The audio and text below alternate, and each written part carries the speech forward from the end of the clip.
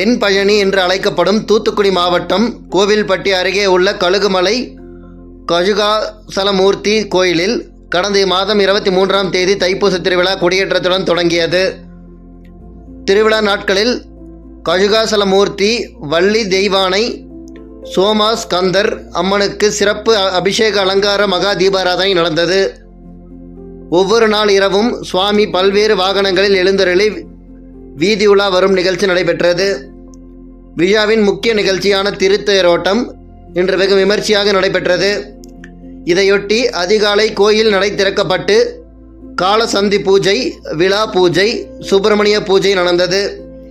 இதனைத் தொடர்ந்து கோர் ரதத்தில் விநாயகர் பெருமானும், சட்ட ரதத்தில் சுவாமி கஜுகாசலமூர்த்தி, வள்ளி தெய்வானை அம்மன்களுடன் எழுந்தருளினார்.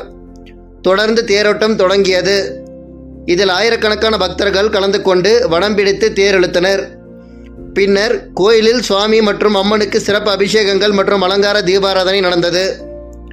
விழாவில் நெல்லை, சாத்தூர், விருதுநகர், சிவகாசி, மதுரை, ராஜபாளையம் மற்றும் கோவில்பட்டி சுற்றுவட்டார பகுதிகளைச் சேர்ந்த ஆயிரக்கணக்கான பக்தர்கள் நீண்ட வரிசையில் காத்திருந்து சாமி கஜுகாசலமூர்த்தி தரிசனம் செய்தனர். மேலும் பக்தர்கள் 15.6 அடி என அலகு குத்தி பக்தர்கள் தங்களது நேர்த்திக் கடனை நிறைவேற்றினர்.